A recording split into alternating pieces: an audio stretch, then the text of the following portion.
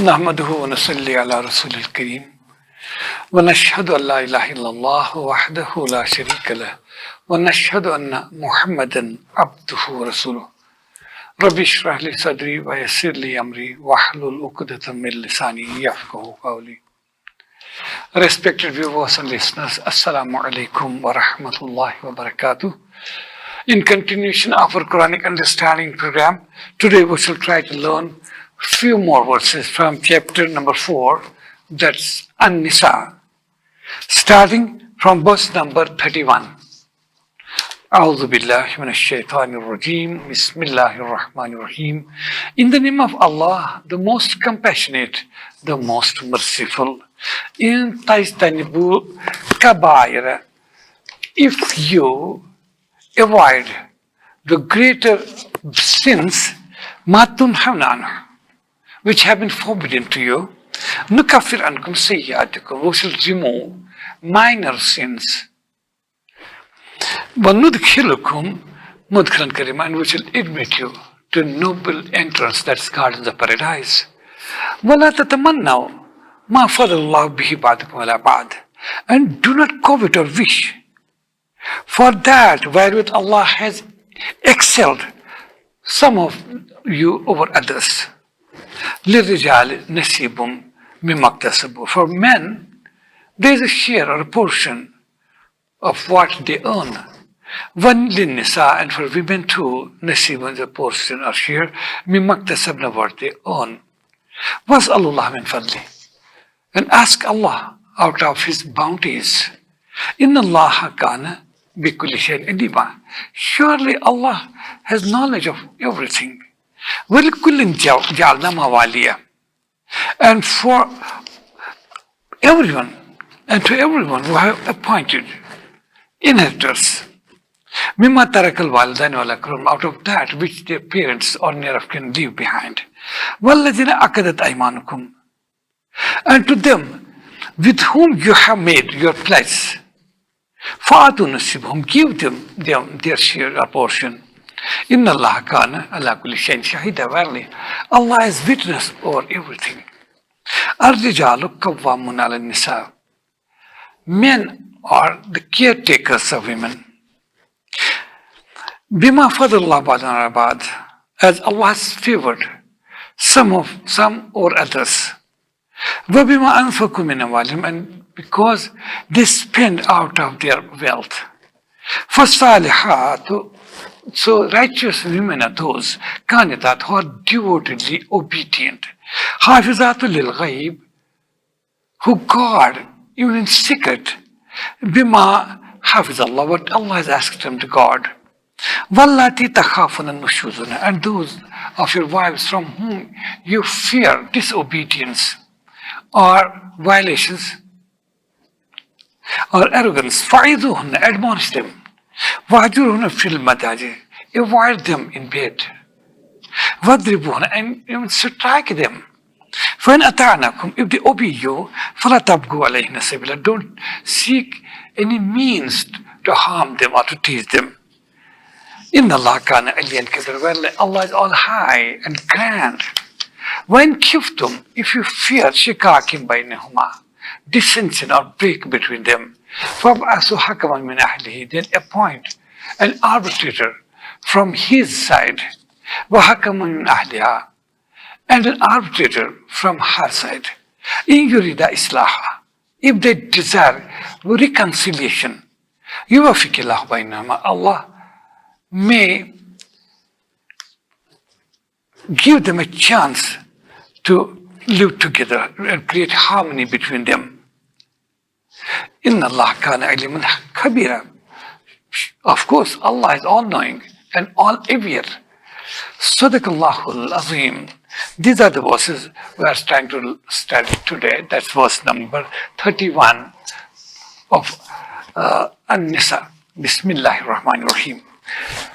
In tajtanibu kabair, O believers, if you avoid the greater sins, matun hamnan, which have been forbidden to you, nukafiran sayyatikum, we shall remove from your account books the minor sins. وَنُدْخِلُكُمْ مُدْخَلًا كَرِيمًا, and we shall admit you to noble entrance that guards the paradise. That means, according to Quran and Sunnah, sins have been classified into two major divisions, and one is major sins and one is minor sins. And a perfect believer has to avoid at any cost those major big sins. Otherwise, minor sins are committed sometimes intentionally, sometimes unintentionally. But they are also a perfect mu'min or believer also avoids even minor deviations. But he is specifically concerned with the greater sins. What are the greater sins? That have been explained in Quran here and there, scattered in Quran, and Prophet, peace upon him, peace of God, Allah be upon him, explained it at different times. We know from Quran the gravest or the greatest sin is associating partners with God. That is shirk. This is the gravest sin among Akbarul Kabair, we may call it. Greatest sin among all the great sins. And number two, there are other great sins as described by the Quran and compiled by Prophet, peace upon him, in his sayings and doings, through hadith. He said, killing an innocent human being without having any reason to kill him. Maybe he has not committed any wrong which deserves capital punishment if a person is killed. It is another. Killing an innocent person, killing a human being is number two, greatest one among the kabair. A believer never can even think about it. A perfect believer is an embodiment of love, affection, peace, and harmony, and reconciliation all over. So this is another sin which has been described. Similarly, there are many greater sins. We see that, like backbiting. This is also one of the greatest among the major sins. Bearing false testimony before a court or before some man of authority. That also has been defined as a big sin. Similarly, drinking intoxicants, which have been prohibited by Quran, and gambling together with that, they are big sins. The Quran says these are the actions of Satan. These are big sins, and many more. Disobeying parents has been also explained by Prophet, peace upon him, as major sin. Similarly, many more sins. So one believer has to avoid them because these are well defined. Quran, in this verse and elsewhere too, gives a chance for a believer, an opportunity that believer should try to avoid these major sins, not to indulge in this. Or slandering, or one of the major sins is slandering a woman, making allegations on her character without having any proof for that. That's also among the major sins. Not to pray, because this is prescribed in Quran, Waqim Salawatu Zakah. Or similarly, not to give zakat is a big sin, because this violation of divine ordinances. These are. Or if somebody doesn't fast during the holy month of Ramadan, and having no reason for that, no argument in favor of not fasting, if one doesn't deliberately fast, that's a big sin. Or similarly, not performing Hajj when a person qualifies for that, fulfills all the 5 conditions as laid down by Prophet, peace be upon him, in the hadith. If despite these are some major sins. Other unintentional sins are smaller, lesser sins. They also are to be avoided. But there is a silver lining. Quran says, "In tajtanibu kabair." If you avoid, O believers, the great or major sins, ma tunhawna anhu, which have been forbidden, which have been asked not to go into, or usurping the wealth or property of an orphan. That's also a major sin described by Prophet, peace upon him, at different times. Usurping or devouring, consuming wealth or property of an orphan. Or each other's rights. This also sin.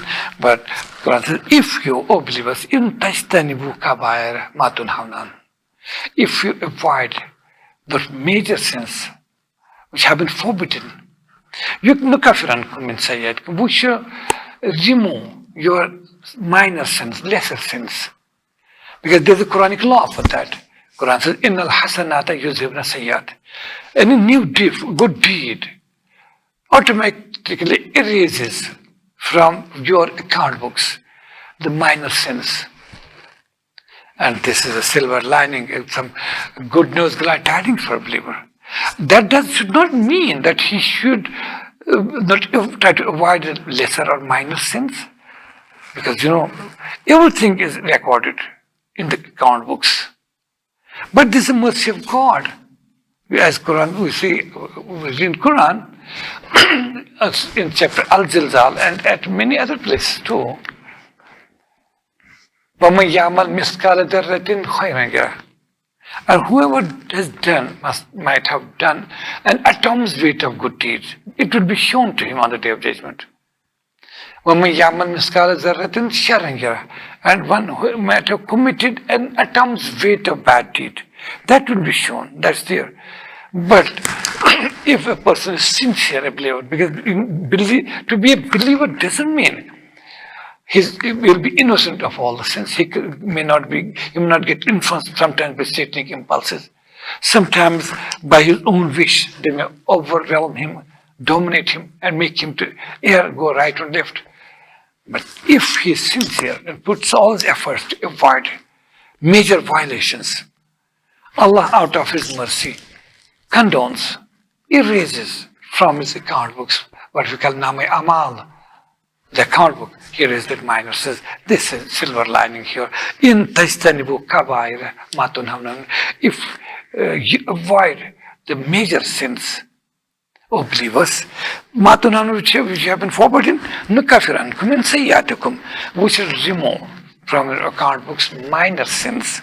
وَنُدْخِلُكُمْ مُدْخَلًا كَرِيمًا, and we shall make you to enter or facilitate your entrance to a noble entrance, that's gardens of paradise. You will be admitted, we shall admit you to the noble entrance. Noble entrance means in the life hereafter, gardens of paradise, gardens of bliss. Then Quran says, وَلَا تَتَمَنَّوْا مَا فَضَّلَ اللَّهُ بَعْضَكُمْ عَلَى بَعْضٍ, and do not covet or do not even wish. Do not wish. For what? Wherewith Allah has excelled one of you over the others. You should not envy that. Because envy and jealousy are not the characteristics of a believer. In this world runs on the law, that what we call division of labor. Everybody has to play his role. Rich according to his own wealth, and a poor according to his own status. There are people who are more intelligent, and some may not be genetically that superior and so much intelligent and clever. And as far as appearance are concerned, some are handsome and beautiful, and all are not. Otherwise, how could we judge what's beauty and what is ugliness? Unless there is everything happening. Quran says, as far as these worldly things are concerned, don't envy, don't feel jealous of others. But in the same verse, Quran says, yes, Basalullah min fadli, yes, you ask Allah for His bounties. Allah is there, He's all hearing, all knowing. If you have any problem, you would like to go ahead, there's no problem. You can ask Allah anything about these worldly comforts too, provided you have perfect faith in Him and you don't give priority to this world over the next world, the real world. Within these parameters, we can ask for any help for our problem. When I am poor, I can ask Allah, oh Allah, you are the master and owner of all the treasures of this earth and the world, universe. Oh Allah, grant me out of your bounties. Relieve me of all the pains and agonies and anxieties and problems and poverty. Yes, I have every right. Allah asks me, yes, Ud'uni astajib lakum. Oh my believing servants, you ask me, you pray to me, I shall respond. So we can. But what is prohibited here, what believers expected not to be jealous, not to feel envy. If that person has wealth and you feel jealous of him, if you, why I'm not getting it, I may go ahead of him, and I feel jealous, and that automatically develops hatred in your mind. That's not this. That's unbecoming of a believer. Yes, you can ask, what's Rasulullah? What's Allah min fadli? You ask Allah out of His boundary. He can grant you. He can give you. He's the giver. He's Lord. He's the sustainer. He's nourisher. He's the provider and best of the providers. But don't envy. Don't covet or don't wish. Those things, wherewith Allah has made some of you excel over others. Because that may develop hatred, that may develop a class war. They will create problems in a peaceful atmosphere will get disturbed. It is a broader context. Similarly, it also means that in this world there are basically humanity is divided into two groups, males and females. Males have their own characteristics. Height, muscular strength, and they're psychologically strong. It's not this. That's proven. There's no doubt about that. Whereas women, yes, they're embodiment of beauty, embodiment of delicacy, delicate they are, and there's a gift of Allah. This is not their own. Nobody has created herself or himself. It's Allah who has granted this beauty and delicacy, and a woman is an embodiment of love and affection, where even male cannot match her. But some Quran gives, as we see today, equality of sexes. Quran doesn't explain equality in that sense. Quran explains it in a realistic manner. That yes, they are equal, as we see in Quran time and again explained. They have their own rights. Hunna libasul lakum wa antum libasul lahunna is a great compliment given the Quran, that men folk, women are like a garment for you. Then you are like a garment to them. And Quran says about male and female. As in the next verse we shall read, Ar-rijalu qawwamun 'ala nisa. Men are caretakers of women. That doesn't make any group superior and another inferior. There's no question. This question is irrelevant. As I have told you even before. Now, I did not repeat it again and again. Somebody asks me question, is doctor superior or an engineer? This is irrelevant question. Is a mason better or a carpenter? This is, to me, is a barrister a good person or a laborer? A barrister cannot do if there are no laborers. If all become kings, then what will happen to this world? So everybody has to play his role. And that's what Quran says among men and women. Who is superior, who is inferior? This question is irrelevant. Both have their roles. And it is role assigned to them by Allah, who has created them. We believe Allah is our creator. He knows, Allah knows better, He knows me better than I know myself. And it's on this basis He has granted favors over another. Men have few favors as far as their physical strength is concerned. Shock-bearing capacity. We know even this, it's not in East only, it's not in old stories. Just I cite an example. In our own situation, we see somebody die, some nears or dears die, pass, and what's the immediate reaction? Generally it is said, don't tell women folk directly that your father, your dad has died, because she may not be in a position to bear that shock, she may collapse. Tell her husband. At the most tell her that your father is too sick, or your son or your brother, because she cannot bear the shock. It's not only in East, Orient, it's in Occident also, in West too.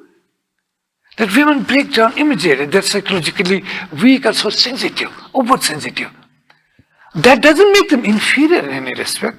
Because it's on that basis, on their body structure, their morphology, their physiology, their anatomy, their psychology. How come they can be? Is it equal? I'm wondering sometimes those who only go for equality, delivering lectures on equality of sexes.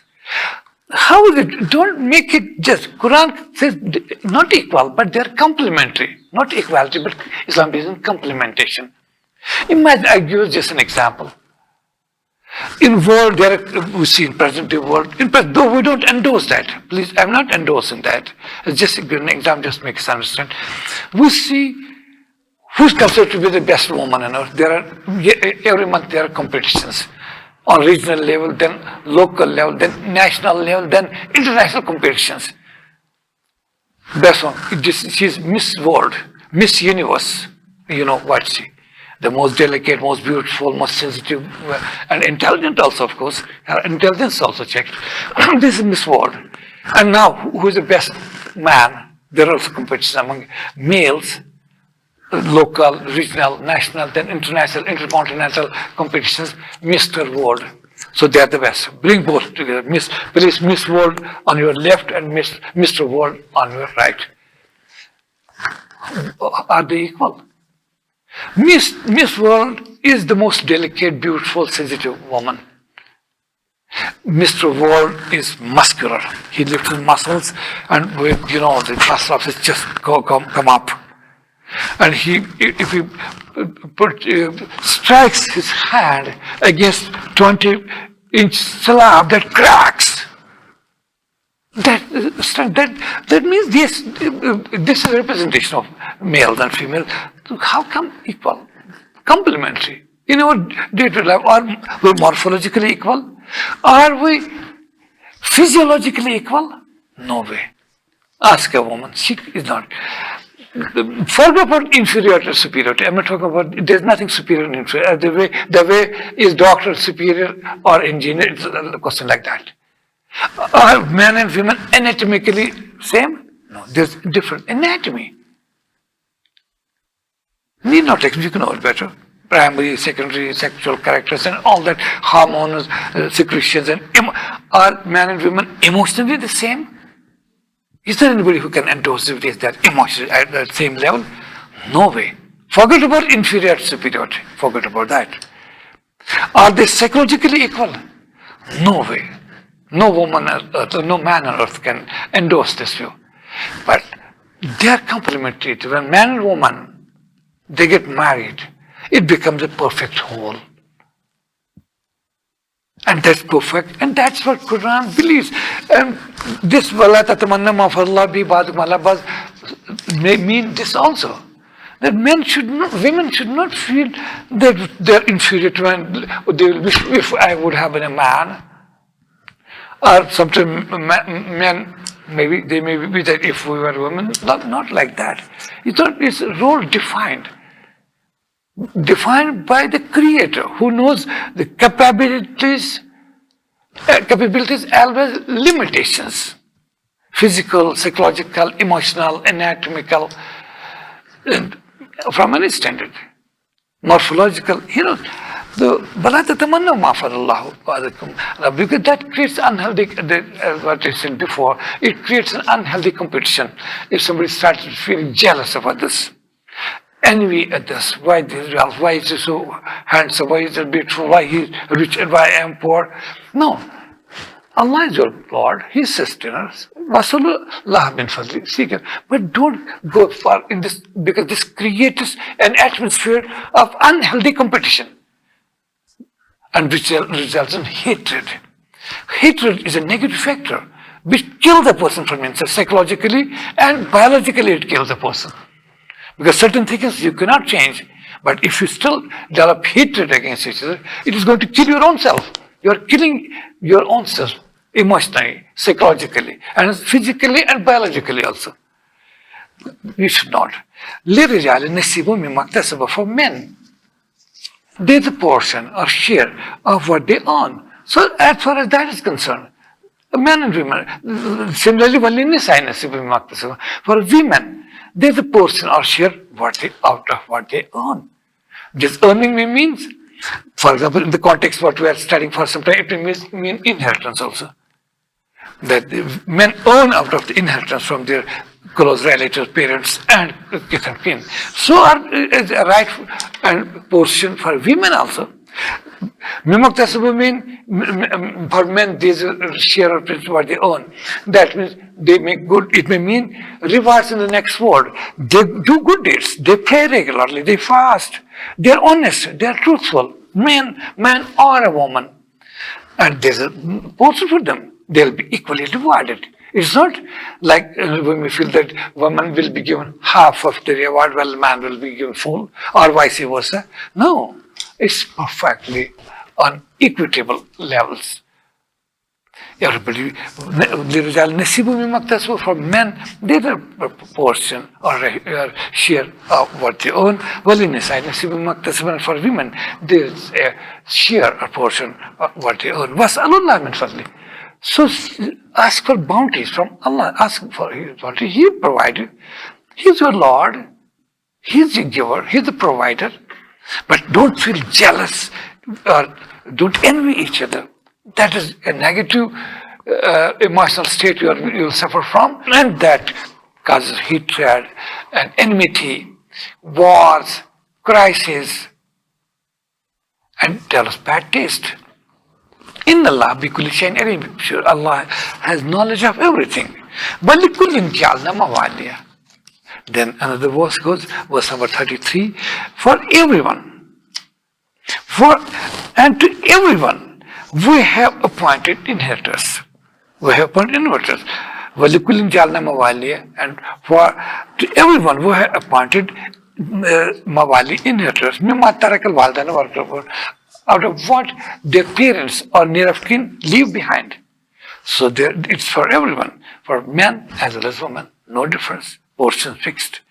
وَالَّذِينَ أَقَدَتْ أَيْمَانُكُمْ, and those with whom you have made your pledge. فَآتُمْ نَصِيبُمْ, give them their share. That means firstly, shares are determined, and everybody will get the portion or share out of that inheritance left behind by parents or near of kin. But those with whom you have had a pledge of help. In Medina it happened when Muslims migrate from Mecca to Medina. They had no place to live. They had no business. There was no source of earnings. They had no place to live. Nothing. And people of Medina, believers of Medina, made them their brothers. And there was a mutual pledge that yes, we'll help you, we'll provide you. And they divided their wealth. That's the pledge, and it was allowed and it was encouraged by Prophet, peace be upon him. Until they established themselves, then definite laws of inheritance. Otherwise, during that early period, Muslims of Medina, Makkah, were divided among their brothers of Medina, and they became brothers of each other. And they would inherit a portion of their property, and they shared it. But later on, Quran made it clear, now the situation has come, now there are different laws of inheritance. According to that, the blood relation is the closest. When a person dies, as we read, he leaves behind his widow, his children, or his parents. Everybody shall get a portion or share according to the fixed portion prescribed by Quran. They'll get. But Quran, for that, with those with whom you have some pledge, you give them also a portion. That which you have pledged this, I'll help. That's why in Islam, there is biggest or a will, not exceeding 1/3 of one's property, which he may leave behind. He can make a pledge, he can make a will or biggest, so that those obligations are fulfilled. If he intends to help some poor, some needy, and he has promised, I'll help you. You are not in a position to own, or you are hard up, those pledges ought to be fulfilled, but not at the cost of the rights and shares of the inheritors who have been declared as inheritors by Allah through Quran. Not at the cost. That's why it has been limited. And that will or biggest was limited to 1/3, and that too optional. To go for a will up to 1/3 is not an obligation. This is only an option. If some situation arises, as I told last time, when we were reading the rights and obligations about inheritance, that time we said maybe there are some innocents, some close relatives too weak, too poor. You would like to help him. You can help him. Or even the way you feel, somebody feels that grandchildren may not get a share because their father has died and grandfather is alive. So such a situation arises, and Islam that way kept open the option of will.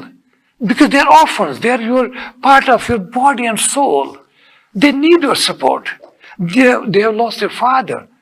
So we can come forward and fulfill our plights with them. So there is no problem, no what we call generally azal, that grandchildren get automatically, they get deprived of their inheritance or any help. Quran has kept ways which we learned last time, that my Quran said, just few days back we learned, that when the property of a deceased or estate of a deceased is under distribution, and was commanded ordinance addressed to the distributors. If we see at the time of distribution some close near of kin around, or orphans, some needy people, give them something. And when your own grandchildren are not there, how come isn't our obligation to help them? Because they are orphans, they are poor, they are needy, they are our kith and kin. So helping them is getting triple award. Triple reward you will get out of that. But again, it tells this will is an option, not an obligation, but it cannot exceed a certain limit. And within those limits, you can fulfill your obligations. Inna Allah kana ala kulli shayin shahida, because Allah is witness over all the things. He's witness. He knows what you do. He knows your apparent actions, and He knows what are your intentions behind those actions, apparent actions, what are intentions are niyyah. That's why Prophet said, peace be upon him, innamal a'malu binniyat. All of your actions on the day of judgment will be judged on the basis of the intentions with which you made those, performed those actions. With this we close our class today. صدق الله العظيم وصدق رسوله النبي الكريم والحمد لله رب العالمين.